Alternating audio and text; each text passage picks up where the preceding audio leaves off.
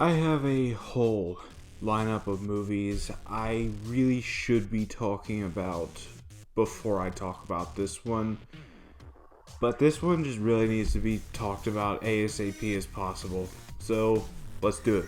Studio 666 is a brand new horror comedy from the Foo Fighters, starring the Foo Fighters. It was actually based on an original story written by Dave Grohl himself. And I'm a huge Foo Fighters fan. I'm a huge horror fan. Obviously, I had to see this, and I am extremely grateful that the theater that I always go to got this movie, and I got to see it. So let's go ahead and talk about it, starting with the good. And there's really a lot to love here as a Foo Fighters fan and a horror fan in general. First of all the Foo Fighters.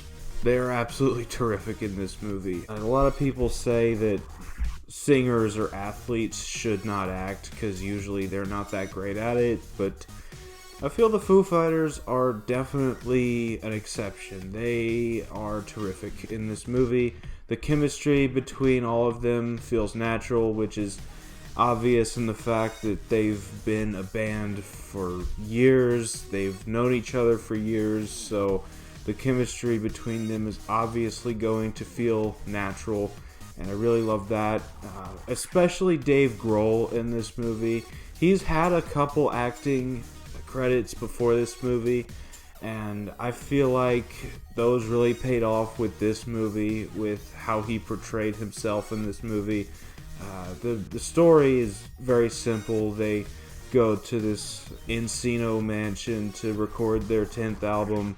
Dave Grohl ends up getting possessed. They have to find a way to stop that. And the way it all plays out is actually very interesting and way more horror than comedy that I was expecting, because the way this trailer sells it is it's really more of a comedy with horror elements. No, this is a horror movie with comedy elements. It's completely different from what the trailers are selling you.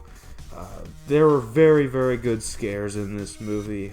It was very scary in some scenes. Also, this movie is one of the goriest movies I have ever seen. There is a lot of carnage, blood, and gore in this movie. And if you're a fan of just overall carnage, you will probably love this movie. I know I did. Aside from the Foo Fighters, you have Jeff Garlin in this movie, and I'm aware that he's been recently fired from his TV series The Goldbergs because of some kind of going on with him making comments towards other coworkers on set. I don't know anything about that. I've never watched a single episode of The Goldbergs. I don't follow The Goldbergs. But I've always found Jeff Garlin to be a funny guy, and it was nice to see him in this, if only for a few minutes. I've spoken on the horror aspect of this movie. Onto the comedy aspect. There's a lot of slapstick in this movie. Way more slapstick than I thought there was going to be for a horror comedy. It didn't really go into Evil Dead 2 and Army of Darkness levels of slapstick horror comedy, but there's still quite a bit of horror comedy. There's a scene where two people are just kicking each other in the nuts back and forth, and that goes on for about a minute. And I'll be honest, I don't like nutshot jokes, but it was actually a funny scene.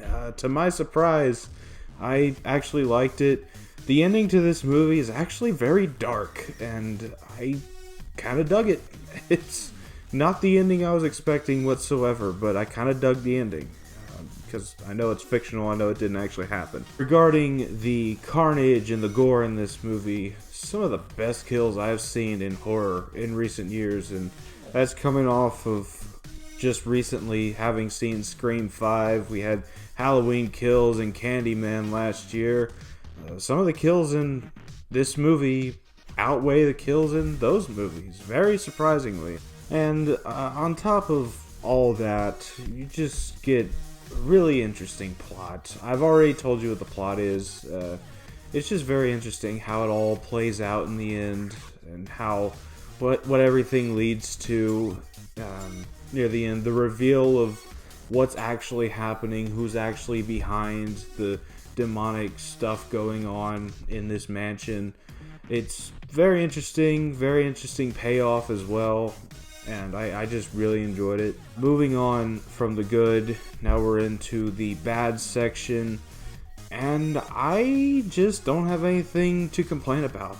My wife is completely on the opposite page because she did not like this movie, but she's not one for the gory horror type movie. So let's move on to the final thoughts. I really love Studio 666.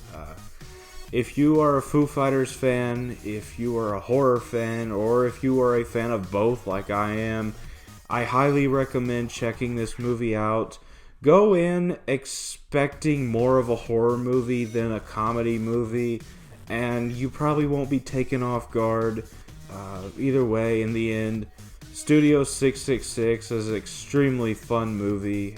I can't wait to own it on Blu-ray, and I'm giving it a 10 out of 10. So that was my thoughts on Studio 666. Have you seen it? Let me know down in the comments what you thought of it if you have.